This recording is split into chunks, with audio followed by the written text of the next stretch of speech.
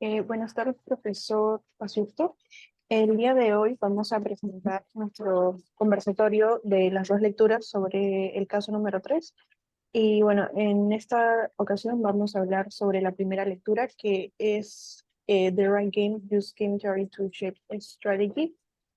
Y bueno, los integrantes de mi grupo son Lady Claudio, Sofía Loaiza, Luis Palomino, Luis Puma y quienes habla Diana Sosa. Bueno, le doy paso a mi compañero. Para que empiece. Eh, bueno, gracias por el pase.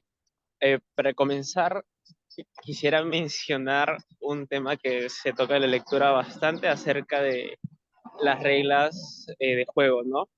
Entonces, aquí nos menciona en la lectura que las reglas determinan cómo se juega el juego, limitando las posibles reacciones ante cualquier acción.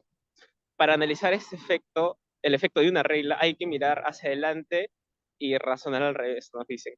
La regla más simple es un mismo precio para todos.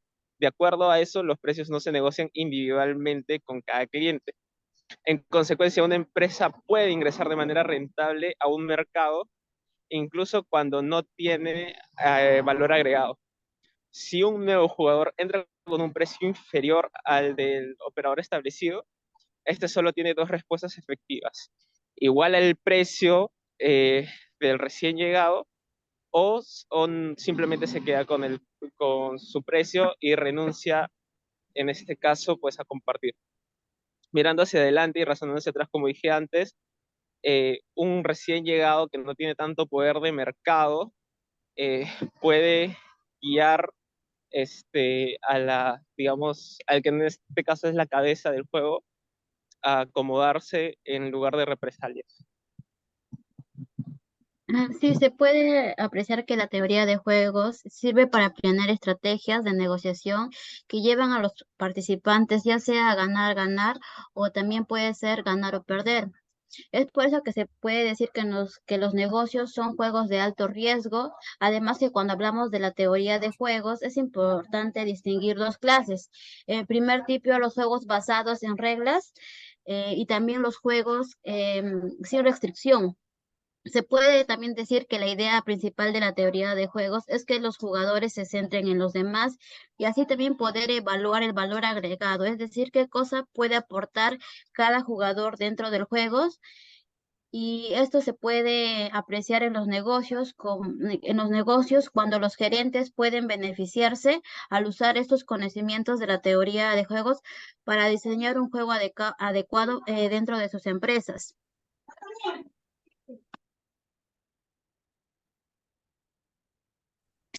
También es importante poder saber qué tipo de juegos existen y cómo podemos identificarlos.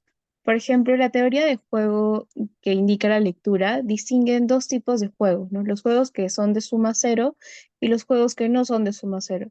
Y en cuanto a los juegos que son de suma cero, por ejemplo, indica lo básico que todos conocemos, es que siempre va a haber uno que gana, otro que pierde o viceversa. Y también los juegos que no son de suma cero son aquellos en los que los jugadores pueden obtener beneficios, pues podríamos llamarlos mutuos.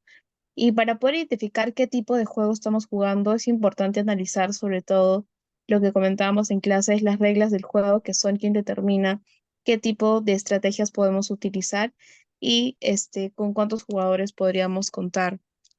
También otro punto que me llama la atención dentro de la lectura son los cambios de valor agregado, que es sobre todo la idea de poder aumentar el propio valor añadido se podría considerar que es natural o parte del juego, pero a la vez estos cambios de valores agregados son menos intuitivos en el enfoque de poder bajar el valor añadido de los demás. Por otro lado, en la lectura también mencionaban que, por ejemplo, me parece que fue en 1998, no, 1988 creo, se idearon prácticas para poder aumentar el consumo que fueron sobre todo determinadas como ilegales y que la suma de todos los valores agregados podría exceder incluso el valor total. Bueno, aparte de todo esto, lo contrario que se podría dar es que no se especifique cómo cambiar los valores agregados en sí mismos. Bueno, entrando un poquito más a la lectura, que es lo que, bueno, de esto de la teoría de juegos. Yo también quiero agregar que aparte de los juegos que ya mencionó Sofía hace un momento, existen los juegos en base a reglas y los juegos que son freewheeling, que es juegos libres, ¿no? Sin restricciones externas y que se pueden jugar de ambas maneras, ¿no? Aquellos juegos que son basados en reglas, pues están predispuestos a que se vean afectados por reglas, por tipos de contrato y todo, y bueno, requisitos que se tienen que cumplir durante el juego. Mientras el freewheeling es el juego aquel que no se ve afectado por este tipo de externalidades, ¿verdad? Además de ello, y añadiendo todo lo que han comentado ya mis compañeros, es importante resaltar que el texto identifica 5 jugadores o 5 elementos dentro de este value net que estaban comentando todos mis compañeros, que es el juego por el cual se va explorando las interdependencias que existen en dicho juego.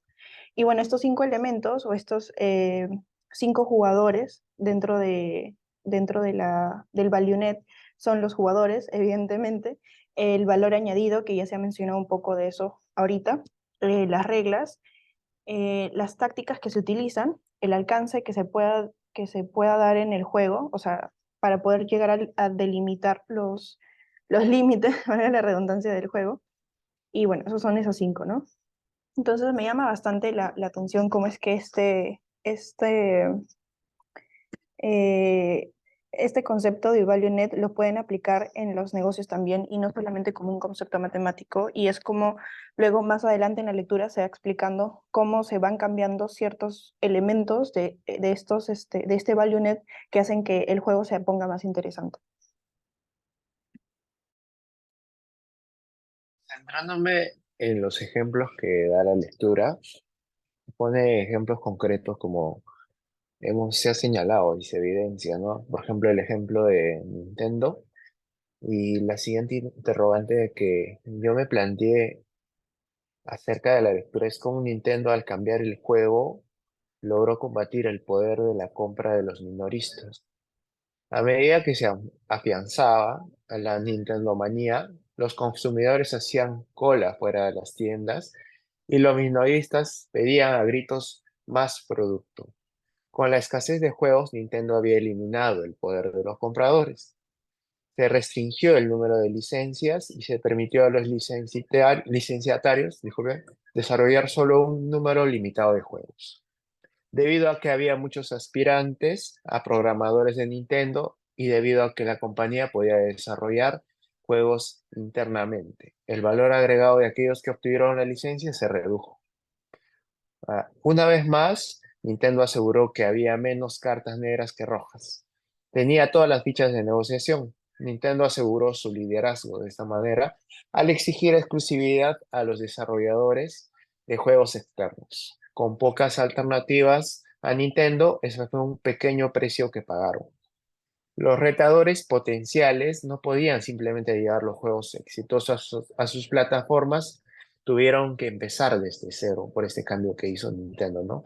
Aunque las grandes ganancias normalmente podrían invitar a la entrada, ningún retador podría diseñar ningún valor agregado. La base instalada combinada con los acuerdos de exclusividad de Nintendo hizo imposible competir en el juego de Nintendo. Al mantener alto su valor agregado y bajo el de todos los demás, Nintendo de esta manera pudo capturar una porción gigante del pastel más grande, de la torta, ¿no? El hombre de la revista mensual de los entusiastas, Poder de Nintendo, resumió eso en ese concepto que di anteriormente, ¿no? Sí, también me gustaría añadir algo importante que dentro de la teoría de juego existen dos dimensiones que es importante recalcar, como es la dimensión horizontal, donde están los sustitutos, que son los jugadores, que son los jugadores, los clientes pueden comprar o a los que los proveedores pueden vender ciertos recursos. En la lectura nos muestra dos claros ejemplos como es Coca-Cola y PepsiCo, y también la segunda dimensión vendría a ser lo que son los complementadores, que son jugadores quienes los clientes compran productos o que de los proveedores pueden vender recursos complementarios. Ahí se puede resaltar las empresas como se llama de hardware y software que están involucradas dentro de ello. También me gustaría resaltar algo importante acerca del Value Net, que es un mapa que invita, como ya mencionó mi compañera Diana, es un mapa que invita a exportar la interdependencia de los jugadores. Es por eso que se podría decir un punto clave de la teoría de juegos, que si nosotros cambiamos una parte de ellas, como son las reglas o las reglas, las tácticas u otros elementos, podemos correr el riesgo de caer en trampas potenciales, como pensar que tienes que aceptar el juego en el que te encuentres, o también cambiar el juego. Cambiar el juego debe hacerse a expensas de otros. Y así como esas trampas, también existen otras distorsiones que pueden afectar las estrategias del juego.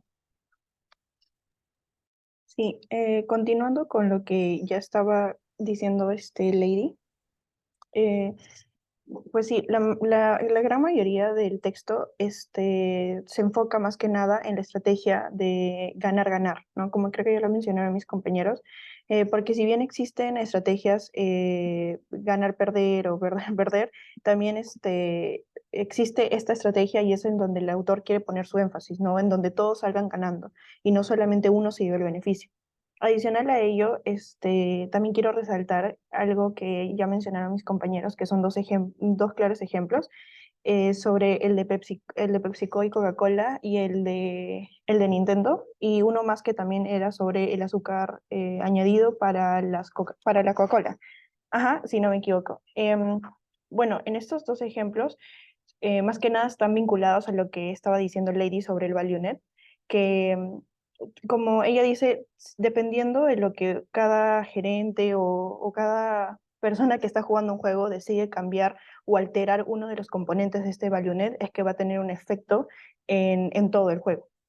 Por ejemplo, en el caso de Nintendo, que estaba hablando mi compañero, es sobre mover el valor agregado que puede existir en una industria, ¿no? Lo que hizo Nintendo fue aumentar su valor agregado mientras que disminuía el del resto de los jugadores que existían dentro del juego. Entonces eso hacía que al final, cuando se dio la venta del videojuego, pues obviamente resultó en una ganancia mayor y no hubo muchas réplicas porque Nintendo se encargó básicamente de bajar como a los demás jugadores dentro de este juego, ¿no? Sin embargo, también hay una parte que se vinculan con el tema de monopolio, donde una de las congresistas de ese entonces, que estaba viendo este caso, dijo que básicamente se le acusaba a Nintendo de hacer un monopolio en el mercado, ¿no? Porque evidentemente lo que hizo fue resaltar un montón sus ventas, ¿no? Haciendo que el resto no pueda competir contra ellos porque no podían básicamente copiarles el juego que ellos estaban sacando, ¿no? Y en el caso, por ejemplo, de Pepsi y con Coca-Cola, en este caso se estaba haciendo un cambio de los jugadores, si no me equivoco, que lo que hizo básicamente ambas empresas fue impulsar a que haya un nuevo competidor en lo que sería el azúcar, si no me equivoco, es azúcar para las Diet Coke, que son las gaseosas de dieta.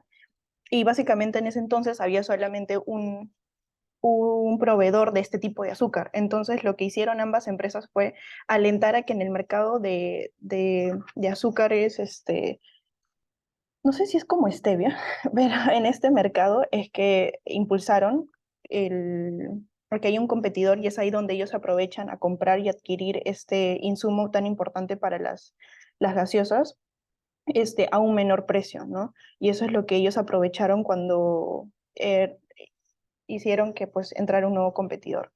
Y bueno, así como estos dos ejemplos, hay otros más que tratan sobre el ValueNet o ponen como ejemplo el ValueNet para para poder ver cómo es que qué es cuál es la consecuencia que se da al momento de mover alguno de los jugadores o alguno de los elementos dentro del juego. Solo para agregar a la lista de ejemplos, existen otras empresas que de manera concreta han utilizado la teoría de juegos para mejorar su posición competitiva en el mercado. Por ejemplo, uno de ellos es Ford, que utilizó la teoría de juegos para, de cierta manera, diseñar un juego que fuera adecuado para sus concesionarios, lo que les permitió mejorar su relación con ellos y a su vez, por consecuencia, aumentaron las ventas. Otra empresa también que se suma es General Motors y Household Bank, que emitieron una nueva tarjeta de crédito que permitiera, sobre todo a los titulares de tarjetas, poder acumular puntos que puedan canjear por descuentos en las compras de vehículos de GM, ¿no? Esta estrategia les permitió aumentar también sus ventas, que es lo que muchas empresas buscan, y de cierta manera poder fidelizar a sus clientes. Sumado ya a esta lista de ejemplos de empresas, también están los supermercados de Walmart, que utilizan la teoría de juegos para poder negociar con sus proveedores y obtener los precios más accesibles o mejores para sus clientes. Entonces, nuevamente podemos recalcar que lo que dice Diana es cierto, que muchas empresas hoy en día buscan sobre todo el ganar, ganar, porque es lo más atractivo tanto para los consumidores, los proveedores y los empresarios. Sí, justo continuando con lo que dice Sofía, de lo último de ganar, ganar, me acabo de acordar ahorita que una parte de la lectura te comentan que en al ser más atractivo esto de ganar, ganar, esta estrategia de ganar, ganar para los gerentes y para las compañías, ahora incluso se hace para la competencia, ¿no? Como que ya no es que tú ves una competencia en el otro, sino más que nada ves o sea, ves un juego en el que ambos pueden ganar, porque justo en ese ejemplo que menciona Sofi, como que se decía, ya, pero ¿qué pasa si es que tal empresa o la otra empresa llega a copiar tal estrategia, ¿no? Y y bueno, lo que el texto básicamente decía era que en este momento ya no es que las empresas buscaban hacer que la otra empresa pierda, porque en realidad antes de que se inicie este tipo de juego es que toda la industria se estaba yendo hacia abajo porque los precios estaban viniendo hacia abajo y ya no estaban habiendo tantas ganancias. Entonces, cuando se dieron cuenta de este win-win que podía existir en el juego, es donde empiezan a tomar incluso a la competencia como su aliado, ¿no? Para poder sacar a flote a toda la industria. Entonces, sí, eso es algo que me acabo de acordar y que me pareció muy interesante también de la lectura. Ya para llegar a la parte de conclusiones y reflexiones, es importante también preguntarnos cómo puede la teoría de juegos ayudarnos a poder tomar decisiones estratégicas en situaciones de, podríamos llamarlo, alta incertidumbre. Es que en realidad la teoría de juegos puede ayudarnos de manera estratégica porque nos puede proporcionar un marco para analizar las posibles acciones de los jugadores y sus consecuencias. Nosotros, por ejemplo, al poder modelar una situación como un juego, podemos identificar las posibles estrategias de los jugadores y prever cómo podrían responder los demás jugadores a nuestras acciones. Esto, de cierta manera, nos permite poder tomar decisiones más informadas y reducir la incertidumbre en situaciones complejas. Además, la teoría de juegos de por sí también nos ayuda a identificar posibles soluciones de compromiso que nos permiten a los jugadores obtener beneficios mutuos.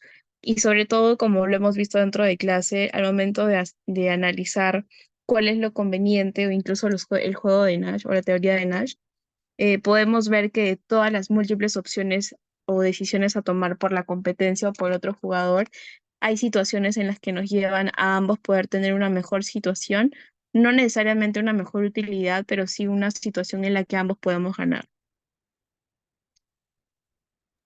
Sí, correcto. Y bueno, según mi apreciación final, eh, de acuerdo a lo que yo pude visualizar y entender, la parte más difícil de cambiar dentro del juego son las reglas del juego, porque estas suelen darse de diferentes maneras, ¿no? Una regla puede ser, por ejemplo, un precio, un reglamento o incluso una costumbre. Si, por ejemplo, si quisiera aumentar el precio, se debe aceptar que la demanda del mercado disminuya, ¿no? Si hubiese un nuevo competidor, de igual forma se debe igualar en precios a la competencia o ceder una participación del mercado al nuevo competidor. Cuando hablamos de esas cosas, pues damos por sentado como reglamentos o costumbres la situación que se toma aún más compleja porque suele darse que las costumbres se forman por los eficientes que son, ¿no? Por lo eficientes que son. Cambiarla implica encontrar una nueva salida eh, y bueno, que sea más beneficiosa en este caso, ¿no? En cualquier caso, cambiar las reglas, pues, tiene implicancias que pueden ser más o menos graves, a mi parecer. Gracias. Sí. A la conclusión que puedo llegar de la lectura es que la teoría de juegos, es decir, los juegos, son un proceso arduo y constante donde tanto cambiar puede ser perjudicial o beneficioso, ya que el juego de cambiar, el juego no tiene un fin.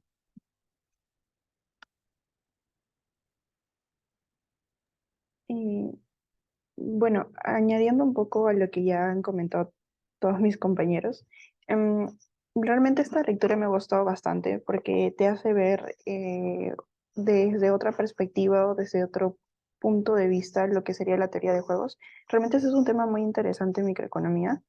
Em, y bueno, la parte que recalco y que también me llamó mucho la atención es la parte que creo que la dijo Lady, una parte sobre las trampas que pueden existir dentro de las estrategias, ¿no? Y es sobre el pensar, o sea, pensar que tienes que aceptar el juego en el que te encuentras y no pensar, por ejemplo, en que puedes cambiar dicho juego, ¿no? Y justo presentando todo lo que ya hemos venido hablando, como que sí, o sea, no es que te quedes condenado de jugar en un juego que no te gusta jugar, ¿no? Sino que tienes la disposición para poder cambiarlo. Y es algo que creo que antes no se veía mucho, ¿no? Que todo el mundo se quedaba como que con su idea de, bueno, estoy aquí y aquí me voy a quedar. En los negocios también, ¿no? Bueno, tuve un contrato con tal empresa y no puedo cambiar. O en la vida personal, ¿no? Tuve tal ex y no pude cambiar. Entonces también puede ser diferente, ¿no? Como que puedes tomar, decir, o tomar la decisión, mejor dicho, de poder cambiar dicho juego utilizando las estrategias que mejor te convengan, ¿no? Y como también lo hemos visto en clase, también poder coger estrategias en función a las estrategias que otra persona puede tomar, pero eso también creo que lo vamos a ver en la siguiente lectura, ¿no? Y bueno, nada más, bueno, eso y la otra trampa que era de tener que cambiar el juego debe hacerse a expensa de los demás. Como ya lo había mencionado antes, creo que toda la lectura estaba enfocada en que esta estrategia de ganar, ganar se resalte más que las demás, ¿no? Porque pueden existir otras que es ganar, perder o perder, perder, que también existen y también son posibles de que pasen en el juego, pero como que el autor resalta mucho esta, ¿no? De ganar, ganar, donde todos ganemos y que no salga, o que la pérdida para los demás o para uno mismo también sea mínima, ¿no? Entonces, no tienes por, o sea, durante el juego, incluso en los negocios, no tiene que ser como que, bueno, voy a ganar a expensas tuyo, sino que se puede ganar incluso más cuando los dos ganan, ¿no? Creo que hay un juego de esta teoría de juegos que se vio en otro curso que era International, si no me equivoco, donde tú podías darte cuenta que cuando hacías una estrategia donde ambos ganen, el beneficio que salía de esas ganancias era mucho mayor a cuando, por ejemplo, una persona jugaba para ganar ella y hacer que el otro pierda. Entonces, incluso las matemáticas pueden corroborar esta lectura, ¿no? Que comenta que es que se enfoca más en el ganar-ganar, ¿no? Y bueno, esa es mi apreciación final de la lectura. Gracias.